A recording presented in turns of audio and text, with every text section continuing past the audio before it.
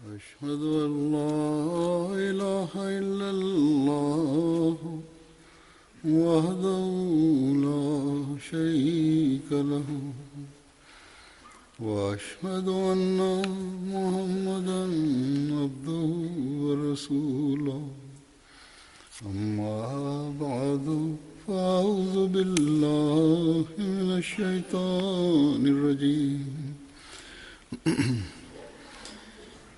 بسم الله الرحمن الرحيم الحمد لله رب العالمين الرحمن الرحيم مالك يوم الدين إياك نعبد وإياك نستعين اهدنا الصراط المستقيم صراط الذين أنعمت عليهم غير المغضوب عليهم ولا الضالين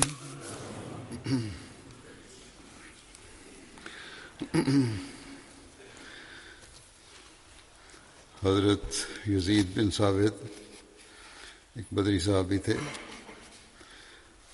ان کا تعلق انصار کے قبیلہ خزرجی خاندان بنو مالک بن نجار سے تھا. حضرت یزید کے والد کا نام ثابت بن ضحاک اور والدہ کا نام نوار بنت مالک تھا.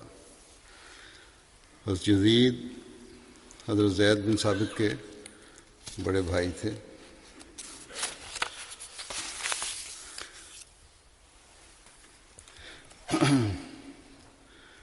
اور حضرت یزید بن ثابت نے دبیہ بنت ثابت سے شادی کی تھی.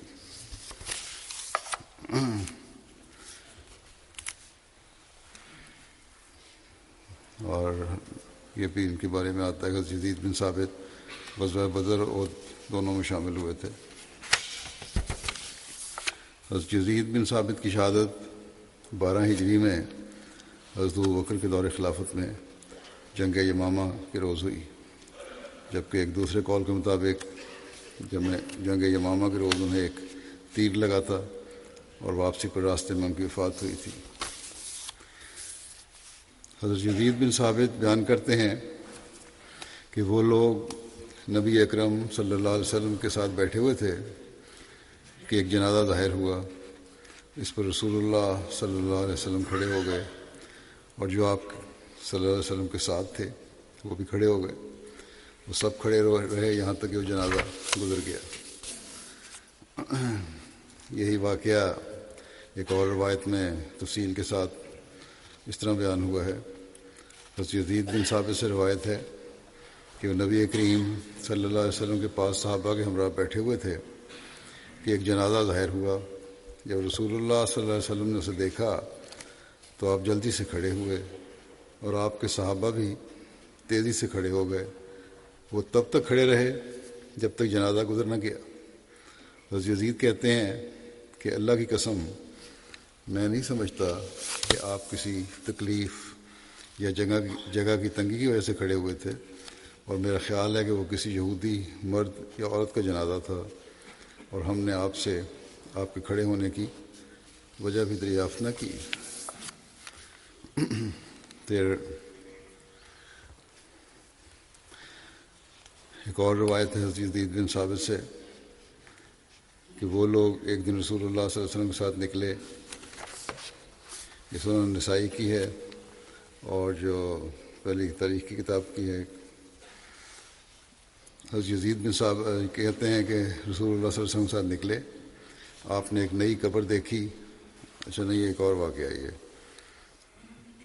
ایک دوسرا واقعہ بیان ہو رہا ہے. کہتے ہیں ہم حضرت صلی اللہ علیہ وسلم کے ساتھ نکلے، آپ نے ایک نئی قبر دیکھی تو فرمایا یہ کیا ہے؟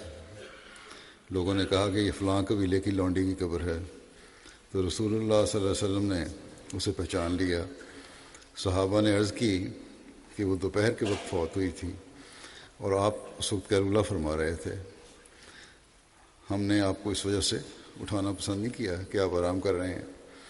اس پر رسول اللہ صلی اللہ علیہ وسلم کھڑے ہوئے اور اپنے پیچھے لوگوں کی صف بندی کی، اور آپ نے اس پر 4 تکبیریں کہیں، یعنی اس قبر کے اوپر ہی آپ نے صف بنوا کے جنازہ پڑھا۔ پھر فرمایا کہ جب تک میں تمہارے درمیان ہوں، جو بھی تم میں سے فوت ہو اس کی خبر مجھے ضرور دو، کیونکہ میری دعا اس کے لیے رحمت ہے۔ اسی طرح یہ روایت مسلم اور سنن ابو داؤد اور ابن ماجہ میں بھی ہے۔ ابن ماجہ میں اس طرح تفصیل بیان ہوا ہے کہ حضرت یزید بن ثابت نے بیان کیا، اور وہ زید سے بڑے تھے، کہ ہم نبی کریم صلی اللہ علیہ وسلم کے ساتھ نکلے۔ جب آپ جنت البقیع میں پہنچے تو وہاں ایک نئی قبر تھی۔ آپ نے اس کے متعلق دریافت فرمایا۔ انہوں نے عرض کیا کہ یہ فلاں عورت ہے۔ راوی کہتے ہیں کہ آپ نے اس کو پہچان لیا اور فرمایا تم نے مجھے اس کے متعلق کیوں خبر نہ دی؟ انہوں نے عرض کیا کہ آپ دوپہر کو آرام فرما رہے تھے، آپ روزے سے بھی تھے، ہم نے پسند نہ کیا کہ آپ کو تکلیف دیں۔ اس پر آپ صلی اللہ علیہ وسلم نے فرمایا کہ ایسا فعل نہ کرو جو میں نہیں جانتا، یعنی میں نے تو کبھی نہیں ایسا کہا۔ تم میں سے جو کوئی بھی فوت ہو، جب تک میں تمہارے درمیان ہوں مجھے اس کے بارے میں ضرور اطلاع کیا کرو، کیونکہ اس پر میری دعا اس کے لیے باعث رحمت ہے۔ پھر آپ صلی اللہ علیہ وسلم اس کی قبر پر تشریف لے گئے اور ہم نے آپ کے پیچھے صف بنائی اور آپ نے اس پر 4 تکبیریں پڑھیں۔ صحیح بخاری کی ایک روایت ہے کہ جو حضرت ابو ہریرہ سے ہے کہ ایک سیاہ فام خاتون کے متعلق روایت مروی ہے یہ جنازہ پڑھنے کے بارے میں قبر پہ، جس میں یہ بیان ہے کہ وہ مسجد نبوی میں جھاڑو دیا کرتی تھی۔ خاتون مسجد نبوی میں جھاڑو دیا کرتی تھی، وہ فوت ہو گئی۔ نبی کریم صلی اللہ علیہ وسلم نے جب اسے چند روز نہ دیکھا تو آپ نے اس خاتون کے متعلق پوچھا، لوگوں نے بتایا کہ وہ فوت ہو گئی ہے۔ آپ صلی اللہ علیہ وسلم نے فرمایا پھر کیا تم نے مجھے اس کی اطلاع نہیں دینی تھی؟ اس عورت کی قبر کا پتہ بتاؤ۔ چنانچہ آپ اس عورت کی قبر پر تشریف لے گئے اور اس کا جنازہ پڑھا۔ سنن ابن ماجہ کی شرح انجاز الحاجہ کے مصنف لکھتا ہے کہ یہ ایک سیاہ فام خاتون تھی جس کا نام امام بہقی نے ام محجن بیان کیا ہے، اور ابن مندہ نے اس کا نام خرقہ بیان کیا ہے، اور صحابیات میں سے اس کو شمار کیا ہے، اور یہ بھی ممکن ہے کہ خرقہ اس خاتون کا نام ہو اور ام محجن اس کی کنیت ہو، یعنی دونوں نام صحیح ہیں۔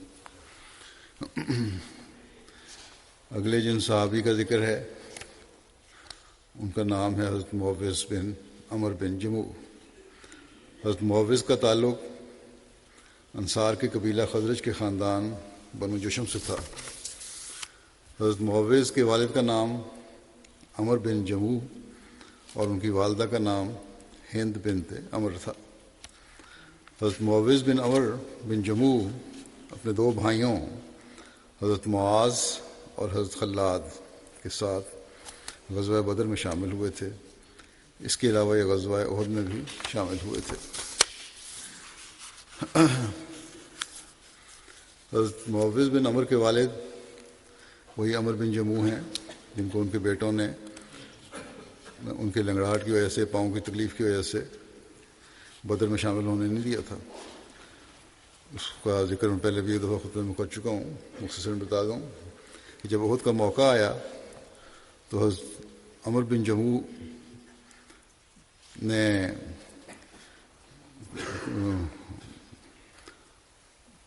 اب انہوں نے اپنے بیٹوں سے کہا کہ بدر کے موقع پہ تو انہوں نے جانے نہیں دیا تھا جنگ میں، لیکن اب میں ضرور جاؤں گا احد کی جنگ میں، تو مجھے روک نہیں سکتے۔ ان کے بیٹوں نے بطیرہ کہا کہ آپ کی ٹانگ خراب ہے، آپ پہ تو جنگ ضروری بھی نہیں ہے، فرض نہیں ہے۔ ایسے حالات میں لیکن حضرت عمر بن جموع نہیں مانے، رسول اللہ صلی اللہ علیہ وسلم کی خدمت میں حاضر ہوئے اور عرض کی کہ یا رسول اللہ، میرے بیٹے میرے پاؤں کی تکلیف کی وجہ سے جنگ میں شامل ہونے سے روک رہے ہیں، لیکن میں آپ کے ساتھ جہاد میں شامل ہونا چاہتا ہوں۔ رسول اللہ صلی اللہ علیہ وسلم نے بھی یہی فرمایا کہ جہاں تک تمہارا تعلق ہے تمہیں اللہ تعالیٰ نے معذور قرار دیا ہے اور تم پر اس وجہ سے جہاد فرض نہیں ہے۔ لیکن بہرحال پھر آپ نے انہیں ان کا وہ جوش دیکھ کے، شوق دیکھ کے اجازت بھی دے دی۔ حضرت عمر بن جموع نے اپنا ساز و سامان لیا جنگ کا اور یہ کہتے ہوئے چلے گئے کہ اے اللہ، مجھے شہادت عطا فرما اور مجھے ناکام و نامراد اپنے اہل و عیال کی طرف نہ لوٹانا۔ اور پھر حقیقتاً ان کی خواہش پوری ہوئی اور وہ میدان احد میں شہید ہوئے۔ ان کی شہادت کے بعد ان کی بیوی حضرت ہند نے انہیں اپنے بھائی عبداللہ بن عمر، ان کو بھی اور اپنے بھائی عبداللہ بن عمر کو ایک سواری پر بٹھایا رکھا اور ان دونوں کو ایک ہی قبر میں دفن کیا گیا۔ رسول اللہ صلی اللہ علیہ وسلم نے فرمایا کہ اس ذات کی قسم جس کے قبضہ قدرت میں میری جان ہے کہ میں نے عمر کو جنت میں اپنے لنگڑے پن کے ساتھ چلتے ہوئے دیکھا ہے۔ پھر اگلے جن صحابی کا ذکر ہے ان کا نام ہے حضرت بشر بن برا بن معرور۔ حضرت بشر کا تعلق انصار کے قبیلہ خزرج کے خاندان بنو عبید بن عدی سے تھا اور دوسرے قول کے مطابق بنو سلمہ سے تھا۔ دو مختلف بیان کی جاتی ہیں روایتیں۔ حضرت بشر کے والد کا نام حضرت برا بن معرور اور والدہ کا نام خلیدہ بنت قیس تھا۔ حضرت بشر کے والد حضرت برا بن معرور ان 12 نقیبوں میں سے تھے جو مقرر کیے گئے تھے اور وہ قبیلہ بنو سلمہ کے نقیب تھے۔ حضرت برا ہجرت سے ایک ماہ قبل حالت سفر میں فوت ہو گئے تھے۔ جب رسول اللہ صلی اللہ علیہ وسلم ہجرت کر کے مدینہ تشریف لائے تو آپ نے ان کی قبر پر تشریف لے جا کر 4 تکبیرات ادا فرمائیں۔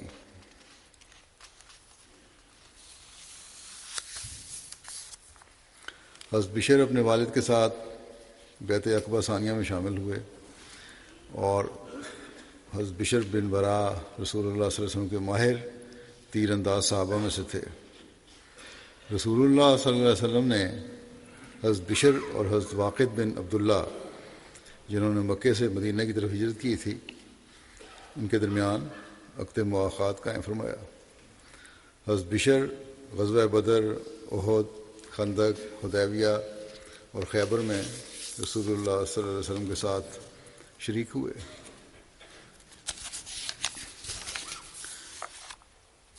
عبد الرحمن بن عبداللہ روایت کرتے ہیں کہ رسول اللہ صلی اللہ علیہ وسلم نے فرمایا کہ اے بنو نضرہ، بعض روایت میں بنو سلمہ لکھا ہے، کہ تمہارا سردار کون ہے؟ انہوں نے کہا کہ جد بن قیس۔ آپ نے فرمایا کہ اسے کس وجہ سے سردار مانتے ہو؟ انہوں نے عرض کیا کہ وہ ہم سے زیادہ مالدار ہے، بڑا امیر آدمی ہے، بڑا آدمی ہے، اس لیے ہم نے اس کو سردار بنا لیا۔ لیکن ساتھ یہ بھی کہا کہ ہم محض بخل کی وجہ سے اسے مایوب سمجھتے ہیں، بڑا بخیل ہے، کنجوس ہے، اور یہ ہمیں پسند نہیں ہے بات اس کی۔ آپ صلی اللہ علیہ وسلم نے فرمایا کہ بخل سے زیادہ بڑی بیماری کون سی ہے؟ یہ بخیل ہونا تو بہت بڑی بیماری ہے، وہ تمہارا سردار نہیں ہے اور اس وجہ سے وہ تمہارا سردار نہیں ہو سکتا۔ انہوں نے عرض کیا کہ یا رسول اللہ، پھر ہمارا سردار کون ہے؟ آپ ہی بتا دیں۔ آپ نے فرمایا کہ بشر بن برا بن معرور تمہارا سردار ہے۔ جن صحابی کا ذکر ہو رہا ہے ان کے بارے میں فرمایا کہ یہی تمہارے سردار ہیں۔ اور ایک دوسری روایت میں یہ الفاظ ہیں کہ آن حضرت صلی اللہ علیہ وسلم نے فرمایا تمہارا سردار سفید رنگ والا گھنگریالے بالوں والا بشر بن برا بن معرور ہے۔ حضرت بشر بن برا نے حضرت قبیصہ بنت سیفی سے شادی کی، جس سے ان کے ہاں ایک بیٹی پیدا ہوئی جس کا نام عالیہ تھا۔ حضرت قبیصہ نے اسلام قبول کیا اور رسول اللہ صلی اللہ علیہ وسلم کی بیعت بھی کی۔ حضرت ابن عباس سے مروی ہے کہ یہود اوس اور خزرج کے مقابلے میں رسول اللہ صلی اللہ علیہ وسلم کے مبعوث ہونے سے پہلے رسول اللہ صلی اللہ علیہ وسلم کے واسطے سے فتح کی دعا مانگا کرتے تھے۔ آپس میں لڑتے تھے تو یہ دعا مانگا کرتے تھے کہ جو نبی جس کی پیش گوئی ہے مبعوث ہونے والا ہے اس کے نام پہ ہمیں فتح عطا کر، اللہ تعالیٰ سے مانگتے تھے۔ لیکن جب اللہ تعالیٰ نے حضرت صلی اللہ علیہ وسلم کو عرب میں سے مبعوث فرمایا تو انہی لوگوں نے آپ کا انکار کیا، اور جو بات وہ کہا کرتے تھے اس سے انکاری ہو گئے۔ یہی طریقہ ہے ہمیشہ سے انکار کرنے والوں کا۔ حضرت معاذ بن جبل اور حضرت بشر بن برا اور داؤد بن سلمہ نے ان سے کہا ایک دن کہ اے یہود کے گروہ، اللہ سے ڈرو اور اسلام قبول کر لو۔ پہلے تو تم ہم پر محمد نام کے نبی کے ظہور کے ذریعے فتح مانگتے تھے، یہ کہا کرتے تھے کہ ایک نبی مبعوث ہوگا جس کا نام محمد ہوگا، اور اس کی وجہ سے فتح کی دعا کیا کرتے تھے، اور ہم شرک کرنے والے میں تھے۔ حضرت بشر بن برا نے کہا کہ ہم تو ان لوگوں میں شامل تھے شرک کرتے تھے، اور تم ہمیں یہ باتیں بتایا کرتے تھے، اور تم ہمیں بتاتے تھے کہ وہ نبی مبعوث ہونے والا ہے۔ اب وقت آ گیا ہے کہ وہ مبعوث ہوگا، اور ہمیں اس کی علامات بتایا کرتے تھے کہ یہ علامتیں ہوں گی۔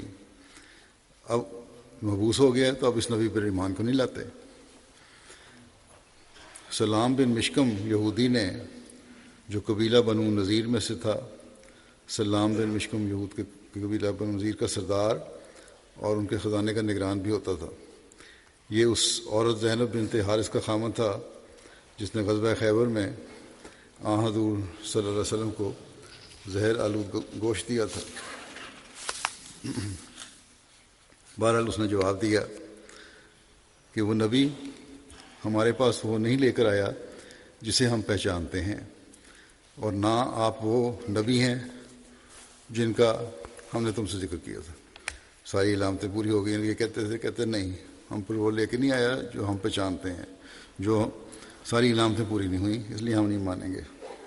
تب اللہ تعالیٰ نے یہ آیت نازل فرمائی کہ وَلَمَّا جَاءَهُمْ کِتَابٌ مِّنْ عِندِ اللَّهِ مُصَدِّقٌ لِّمَا مَعَهُمْ وَكَانُوا مِن قَبْلُ يَسْتَفْتِحُونَ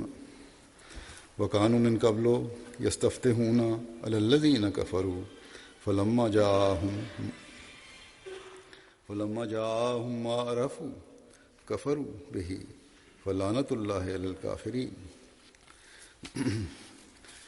وَلَمَّا جَاءَهُمْ كِتَابٌ مِّنْ عِندِ اللَّهِ مُصَدِّقٌ لِّمَا مَعَهُمْ وَكَانُوا مِن قَبْلُ يَسْتَفْتِحُونَ عَلَى الَّذِينَ كَفَرُوا فَلَمَّا جَاءَهُمْ مَا عَرَفُوا كَفَرُوا بِهِ فَلَعْنَةُ اللَّهِ عَلَى الْكَافِرِينَ۔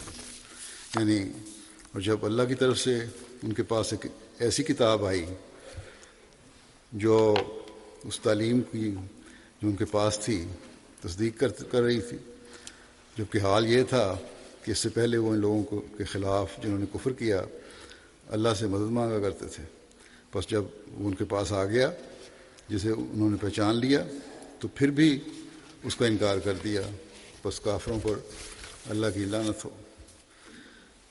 حضرت زبیر بن عوام بیان کرتے ہیں کہ جب جنگ احد کا رخ پلٹا تو میں نے اپنے آپ کو رسول اللہ صلی اللہ علیہ وسلم کے قریب پایا، جب ہم سب بدحواس اور خوفزدہ تھے اور ہم پر نیند نازل کر دی گئی۔ ایسی حالت تھی کہ لگتا تھا کہ نیند ایسے عموم کی حالت ہم پر طاری ہو گئی ہے۔ چنانچہ ہم میں سے کوئی شخص ایسا نہیں تھا جس کی تھوڑی اس کے سینے پر نہ ہو، یعنی نیند اور غنودگی کی حالت میں سر نیچے ڈھلک گئے تھے۔ اللہ کی قسم، کہتے ہیں کہ اللہ کی قسم مجھے ایسا لگ رہا تھا جیسے معتب بن کشیر کی آواز خواب میں سنائی دے رہی ہے۔ وہ کہہ رہا تھا کہ اگر ہمیں فیصلے کا اختیار ہوتا تو ہم کبھی یہاں اس طرح قتل نہ کیے جاتے۔ حضرت معتب بن کشیر انصاری صحابی تھے اور بیعت عقبہ، غزوہ بدر اور احد میں شامل ہوئے تھے۔ میں نے ان کے اس جملے کو یاد کر لیا تو دیکھا تھا اس خواب کی حالت میں۔ اس موقع کے متعلق اللہ تعالیٰ نے یہ آیت نازل فرمائی کہ ثم انزل علیکم من بعد الغم امنۃ نعاسا یغشی طائفۃ منکم وطائفۃ قد اہمتہم انفسہم یظنون باللہ غیر الحق ظن الجاہلیہ یقولون هل لنا من الامر من شیء قل ان الامر کلہ للہ، کہ پھر اس نے تم پر غم کے بعد تسکین بخشنے کی خاطر اونگ اتاری جو تم میں سے ایک گروہ کو ڈھانپ رہی تھی، وہ گروہ تھا کہ جنہیں ان کی جانوں نے فکر مند کر رکھا تھا۔ وہ اللہ کے بارے میں جاہلیت کے گمانوں کی طرح ناحق گمان کر رہے تھے۔ وہ کہہ رہے تھے کہ کیا اہم فیصلوں میں ہمارا بھی کوئی عمل دخل ہے؟ تو کہہ دے کہ یقیناً فیصلے کا اختیار کلیتاً اللہ ہی کو ہے۔ حضرت کعب بن عمر انصاری نے بیان کیا ہے کہ غزوہ احد کے دن ایک موقع پر میں اپنی قوم کے 14 آدمیوں کے ساتھ حضرت صلی اللہ علیہ وسلم کے پاس تھا۔ اس وقت ہم پر اونگ تاری تھی جو بطور امن کے تھی، یعنی میری سکون والی اونگ تھی، جنگی حالت تھی لیکن وہ ایسی اونگ تھی جو ہمیں سکون دے رہی تھی۔ کوئی شخص ایسا نہیں تھا جس کے سینے سے دھونکنے کی طرح خراٹوں کی آواز نہ نکل رہی ہو۔ بس ایسی گہری حالت بھی ہو گئی تھی۔ کہتے ہیں میں نے دیکھا کہ بشر بن برا بن معرور، جن صحابی کا ذکر ہو رہا ہے، کہ ان کے ہاتھ سے تلوار چھوٹ کر گر گئی اور انہیں تلوار کے گرنے کا احساس بھی نہ ہوا، حالانکہ مشرکین ہم پر چڑھے آ رہے تھے۔ بہرحال ہو سکتا ہے کہ یہ ان کو محسوس ہوا ہو کہ گر گئی، کیونکہ اس وقت ایسی حالت میں دین تو تھی لیکن ہاتھوں پہ ان کے ہتھیار جو تھے مضبوطی سے قائم ہوتے تھے، یا گرنے لگتے تھے تو جھٹکا لگتا تھا۔ بہرحال کیونکہ اس کی تشریح جو ہے لفظ نواس یہاں استعمال ہوا ہے، اس کی وضاحت ایک اپنے درس میں اس کے مسیرہ نے بڑی تفصیل سے فرمائی تھی کہ امنۃ نواسن مختلف پہلوؤں سے اس کے جو تراجم ہیں ان کا خلاصتاً یہ معنی بنے گا کہ غم کے بعد تم پر ایسا سکون نازل فرمایا جسے نیند کہہ سکتے ہیں، یا ایسی اونگ عطا کی جو امن کی حالت حامل تھی، یا وہ امن دیا جو نیند کا اثر رکھتا تھا یا نیند میں شامل تھا۔ یہ امنتاً نواسن کا یہ مطلب ہے۔ اونگ وقتی طور پر یوں سر جھکا کر غوطہ کھا جانے کو بھی کہتے ہیں، لیکن یہاں نواس کا معنی اس قسم کی اونگ نہیں ہے، بلکہ وہ کیفیت ہے جو بیداری اور نیند کے درمیان کی کیفیت ہوتی ہے۔ سونے سے پہلے ایک بیچ کی ایسی منزل آتی ہے جہاں تمام اعصاب کو ایک سکون مل جاتا ہے، اور وہی گہرا سکون ہے۔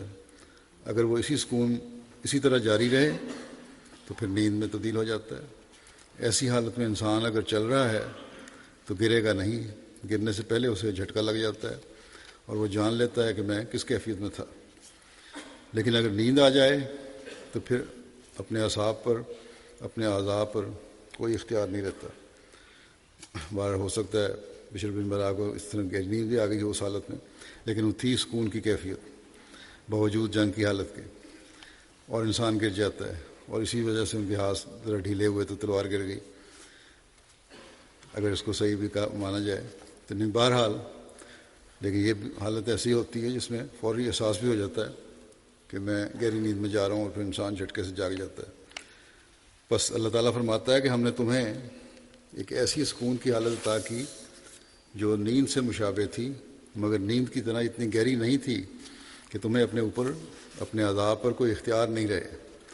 وہ سکینت تو بخش رہی تھی اگر تمہیں بیکار نہیں کر رہی تھی. حضرت ابو طلحہ رضی اللہ تعالیٰ عنہ کہتے ہیں، اور یہ بخاری کی حدیث میں ہے، کہ احد کے دن عین جنگ میں ہم کو اونگ نے آ دبایا، اور یہ وہ اونگ ہے جس کا ذکر پہلے گزر چکا ہے. تلوار کہتے ہیں حضرت اللہ کی تلوار میرے ہاتھ سے گرنے کو ہوتی تھی، میں تھام لیتا تھا. بس یہ حدیث بتا رہی ہے کہ ایسی نیند کی کیفیت نہیں تھی کہ ہاتھوں سے چیزیں نیچے جا پڑیں یا چلتے چلتے ہم گر جائیں. تسکین تھی، سکینت تھی، مگر پھر بھی ایک حد تک ہمیں اپنے عذاب پر اختیار حاصل تھا. پھر گرنے کو ہوتی تھی، پھر تھام لیتے تھے. یعنی یہ کوئی اچانک ایک حصہ یوں نہیں آیا اونگ کا، بلکہ ایک یہ کیفیت تھی جو کچھ عرصہ چلتی رہی ان لوگوں پر. ترمذی باب التفسیر میں حضرت ابو طلحہ رضی اللہ عنہ سے روایت ہے کہ غزوہ احد کے دن میں سر اٹھا کر دیکھنے لگا تو ہر آدمی اونگتے اونگتے اپنی ڈھال کے نیچے جھک رہا تھا.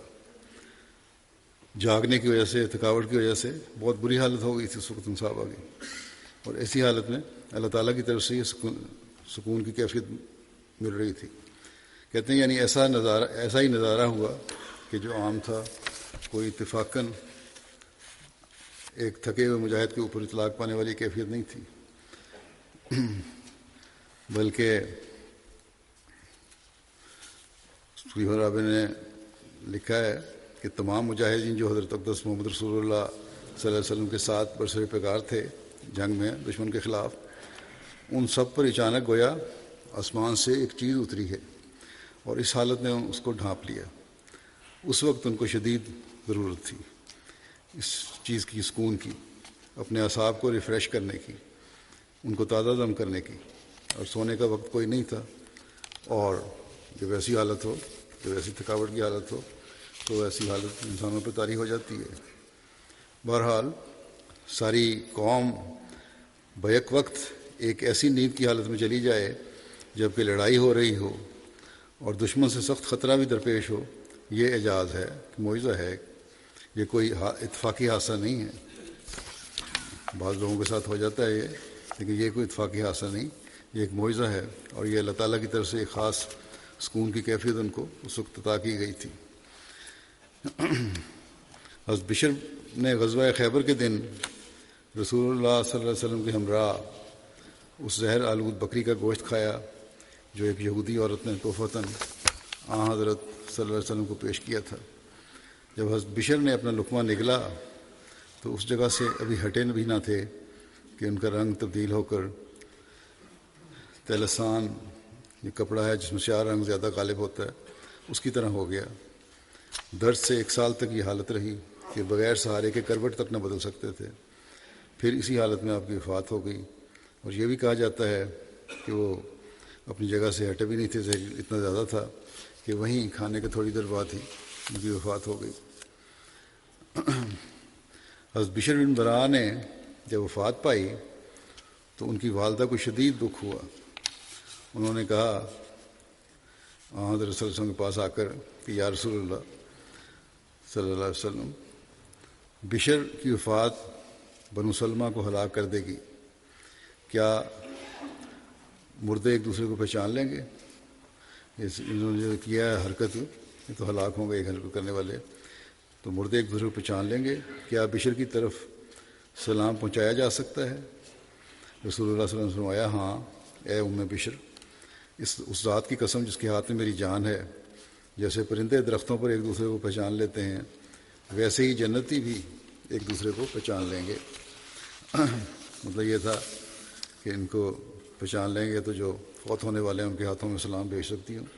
ایک روایت میں یہ الفاظ ہیں کہ قبیلہ بنو سلمہ کا کوئی بھی شخص جب وفات پانے والا ہوتا تو حضرت بشر کی والدہ، یہ حضرت صلی اللہ علیہ وسلم کی اس بات سننے کے بعد حضرت بشر کی والدہ اس کے پاس جا کر کہتی کہ اے فلاں تجھ پر سلام، تو جواب میں کہتا تجھ پر بھی. پھر وہ کہتی کہ بشر کو میرا سلام کہنا. کوئی بھی فوت ہونے والا شخص ہوتا بنو سلمہ کا تو آپ ان کے پاس جا کے کہتے ہیں کہ ان کو سلام پہنچانا. بنو سلمہ میں سے تھے. پہلے شاید میں نے دشمن کی بات کی. دشمن والی بات نہیں ہے. وہ یہ ان کا انداز ہے کہنے کا کہ بشر کی وفات بنو سلمہ کو ہلاک کر دے گی. کیا مردے ایک دوسرے کو پہچان لیں گے؟ یعنی بہت صدمہ ہے ہمارے لیے. کیا بشر کی طرف سلام پہنچایا جا سکتا ہے؟ اور جب وہاں سے فرمایا کہ ہاں پھر آپ ہر فوت ہونے والے کے ذریعے یہ پیغام دیتی ہیں کہ جاؤ گے وہاں جنت میں تو سلام پہنچانا. ایک روایت کے مطابق حضرت بشر کی بہن رسول اللہ صلی اللہ علیہ وسلم کی مرض الموت میں آپ کے پاس آئی تو حضرت صلی اللہ علیہ وسلم نے اسے فرمایا تمہارے بھائی کے ساتھ میں نے خیبر میں جو لقمہ کھایا تھا اس کی وجہ سے میں اپنی رگوں کو کٹتا محسوس کرتا ہوں. اس واقعے کا ذکر کرتے ہوئے حضرت مسلم موعود نے تفسیر بیان فرمائی ہے. تفصیل لکھتے ہیں فرماتے ہیں کہ یہودی عورت نے صحابہ سے پوچھا کہ رسول کریم صلی اللہ علیہ وسلم کو جانور کے کس حصے کا گوشت زیادہ پسند ہے؟ صحابہ نے بتایا کہ آپ کو دستی کا گوشت زیادہ پسند ہے. اس پر اس نے بکرا ذبح کیا اور پتھروں پر اس کے کباب بنائے اور پھر اس گوشت میں زہر ملا دیا، خصوصاً بازوؤں میں، جس کے متعلق اسے بتایا گیا تھا کہ رسول کریم صلی اللہ علیہ وسلم کو گوشت زیادہ اس کا گوشت زیادہ پسند کرتے ہیں. اور پھر سورج ڈوبنے کے بعد جب رسول کریم صلی اللہ علیہ وسلم شام کی نماز پڑھ کر اپنے ڈیرے کی طرف واپس آ رہے تھے تو آپ نے دیکھا کہ آپ کے خیمے کے پاس ایک عورت بیٹھی ہے. آپ صلی اللہ علیہ وسلم نے اس سے پوچھا کہ بی بی تمہارا کیا کام ہے؟ اس نے کہا کہ اے ابو القاسم میں آپ کے لیے ایک تحفہ لائی ہوں. رسول کریم صلی اللہ علیہ وسلم نے کسی ساتھی صحابی سے فرمایا کہ جو چیز یہ دیتی ہے اس سے لے لو. اس کے بعد آپ کھانے کے لیے بیٹھے تو کھانے پر وہ بھنا ہوا گوشت بھی رکھا گیا.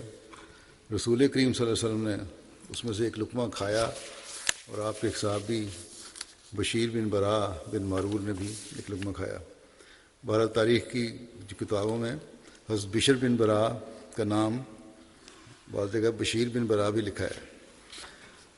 حضرت مسلم موعود نے بشیر بن برا یہاں لکھا ہے، مراد بشر بن برا ہی ہیں. اتنے میں باقی صحابہ نے بھی گوشت کھانے کے لیے ہاتھ بڑھایا تو آپ صلی اللہ علیہ وسلم نے فرمایا مت کھاؤ کیونکہ اس ہاتھ نے مجھے خبر دی ہے کہ گوشت میں زہر ملا ہوا ہے. یعنی اس کے معنی یہ نہیں کہ آپ کو الہام ہوا تھا بلکہ یہ عرب کا محاورہ ہے. معنی یہ ہے کہ اس گوشت کو چکھ کر مجھے معلوم ہو گیا ہے کہ اس میں زہر ملا ہوا ہے.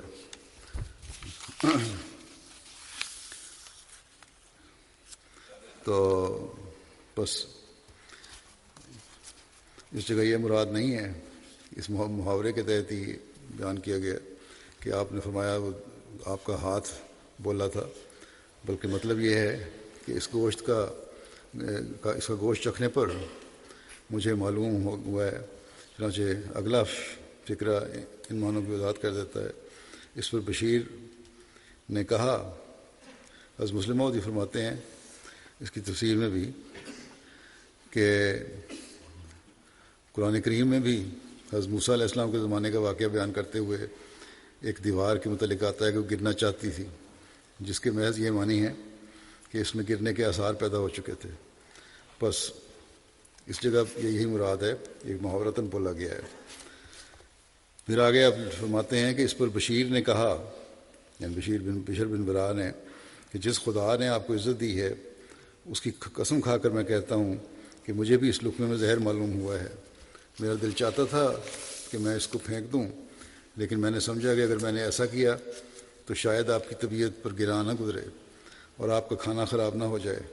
اور جب تسلی مجھے نہیں تھی لیکن مجھے لگ رہا تھا کہ کچھ ہے. اور جب آپ نے وہ لقمہ نگلا تو میں نے بھی آپ کی تو وہ نگل لیا.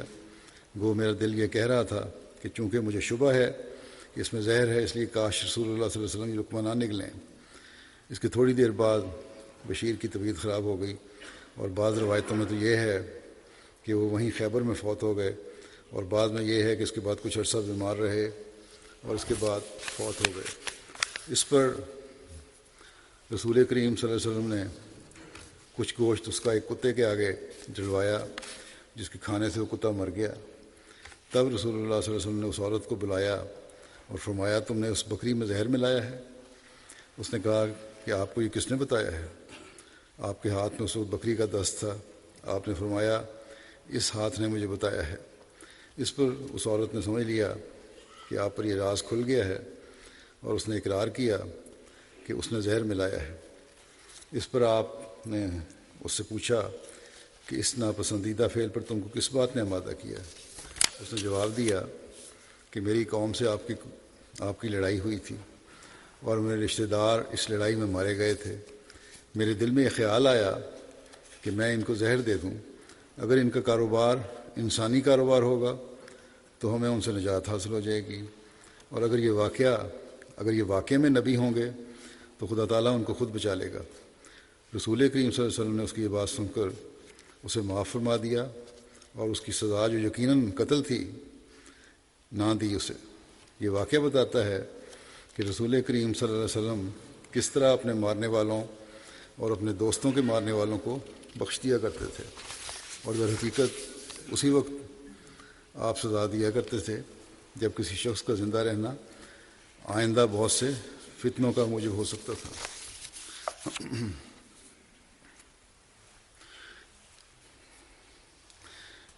بہرحال یہ عام تاثر ہے، بعض دشمن اعتراض کرتے ہیں کہ نبی کریم صلی اللہ علیہ وسلم کی وجہ کی وفات اس زہر سے ہوئی تھی، اور تاریخ و سیرت کی بعض کتب نے بھی یہ بحث اٹھائی ہے، اور بعض سیرت نگار حضرت صلی اللہ علیہ وسلم کو اس وجہ سے شہادت کا مقام دینے کے لیے ان روایات کو قبول کرنے کو تیار ہو جاتے ہیں، جن میں یہ ذکر ہے کہ اس زہر کی وجہ سے آپ صلی اللہ علیہ وسلم نے وفات پائی تھی، جبکہ حقیقت میں یہ بات درست نہیں ہے۔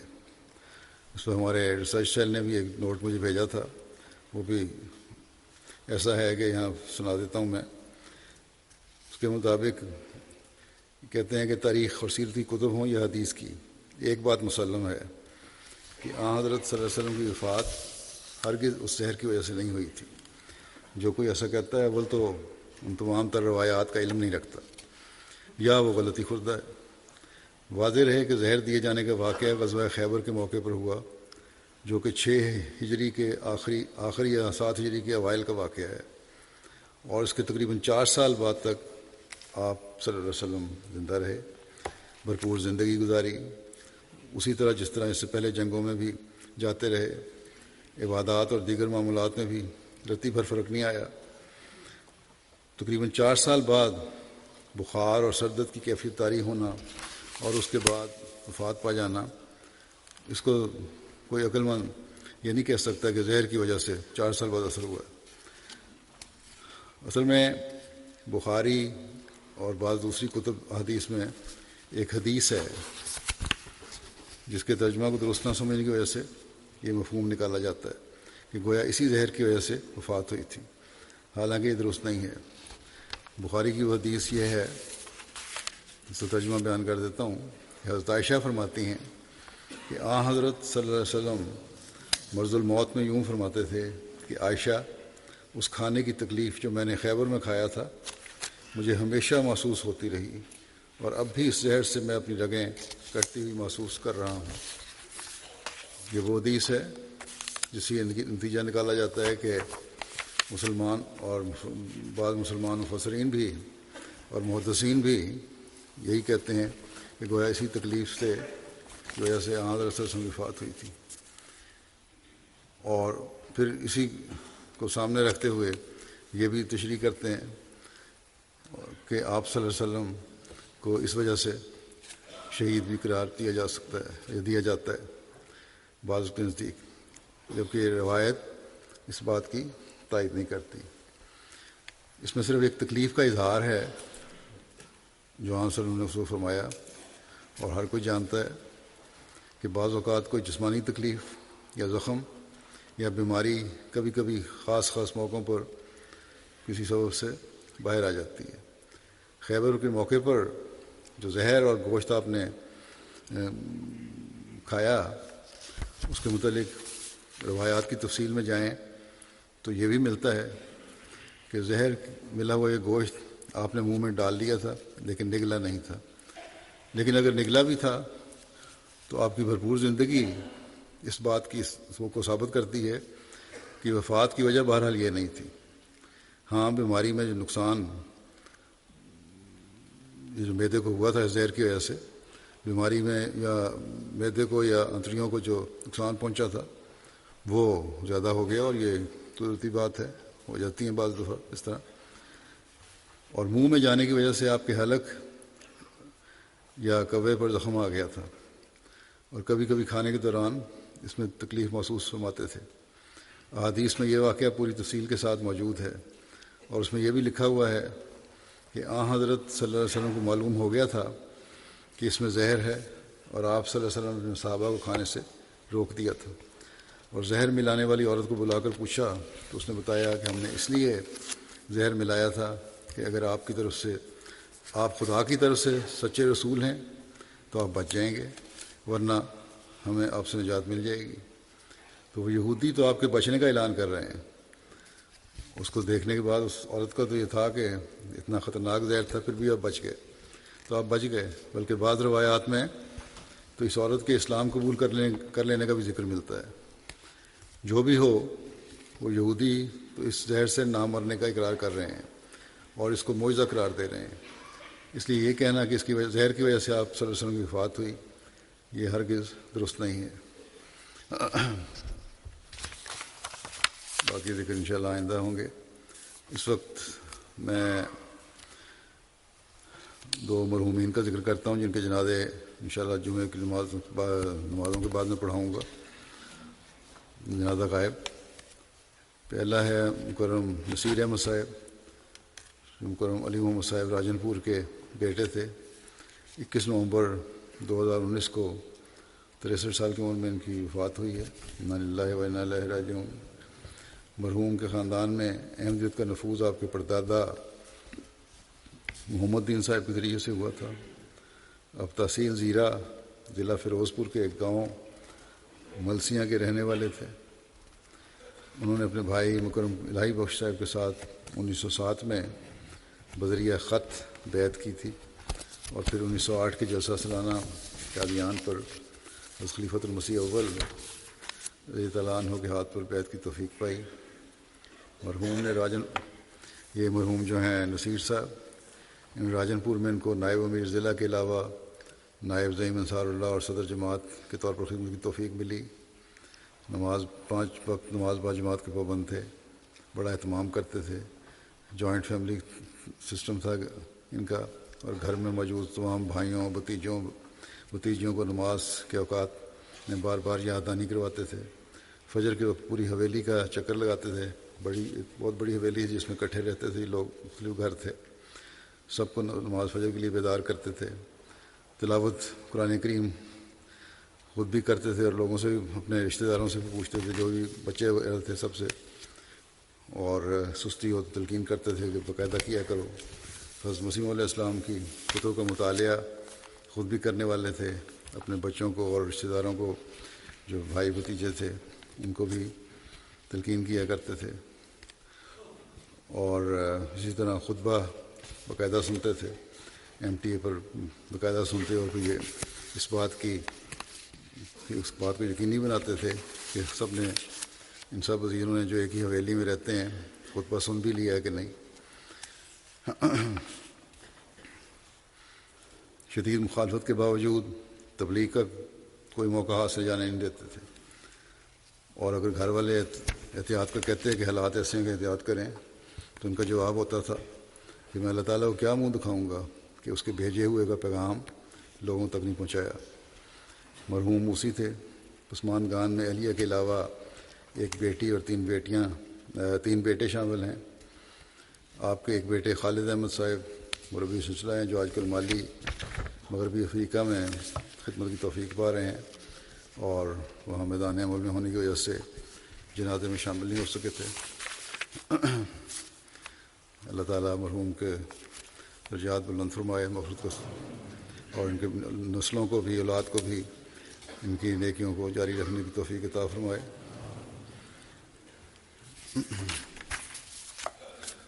دوسرا جنازہ ہے مکرم عطاء الکریم مبشر صاحب ابن میاں اللہ دتہ صاحب کرتو ضلع شیخو پورہ حال کینیڈا کا۔ 13 نومبر کو 75 سال کی عمر میں ان کی وفات ہوئی۔ انا للہ و انا الیہ راجعون۔ مرحوم کے خاندان میں احمدیت آپ کے والد مکرم میاں اللہ دتہ صاحب کے ذریعے آئی تھی، جنہوں نے 1934 میں حضرت مسلم معود رضی اللہ عنہ کے ہاتھوں بیعت کی تھی، اور پھر احمدی ہونے کے بعد ساری زندگی وقف کی طرح گزاری، ہمیشہ تبلیغ کرتے رہے، بہت سے خاندان احمدی کیے اور ساری عمر وقف کی روح کے ساتھ جماعت کی خدمت کی۔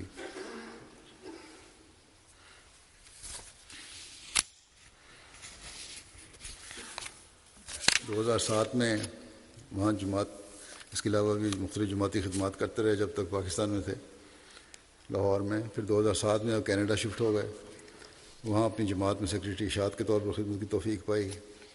ان کو پھیپھڑوں کی بیماری کی وجہ سے مستقل طور پر آکسیجن لگی ہوئی تھی۔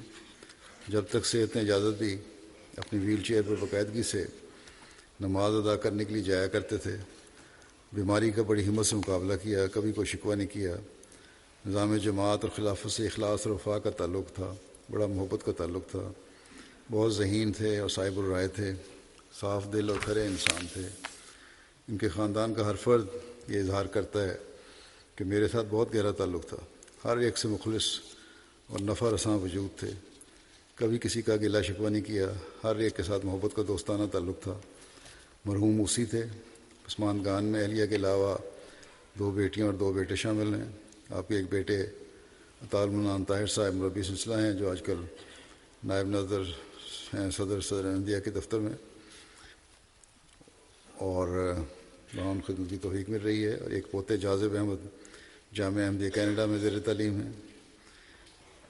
آپ جماعت کے شاعر جو ہیں عبدالکریم قدسی صاحب ان کے بڑے بھائی تھے۔ اللہ تعالیٰ مرحوم کے مغفرت اور رحم کا سلوک فرمائے، درجات بلند کرے، ان کی اولاد کو، ان کی نسلوں کو ان کی نیکیاں جاری رکھنے کی توفیق عطا فرمائے۔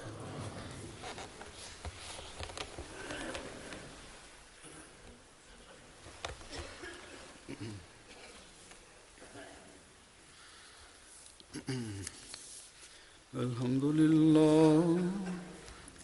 لله نحمده ونستعينه ونستغفره ونؤمن به ونتوكل عليه ونعوذ بالله من شرور أنفسنا ومن سيئات أعمالنا من يهده الله فلا مضل له ومن يضلل فلا هادي له ونشهد أن لا إله إلا الله ونشهد أن محمدا عبده ورسوله عباد الله رحمكم الله إن الله يأمر بالعدل والإحسان وإيتاء ذي القربى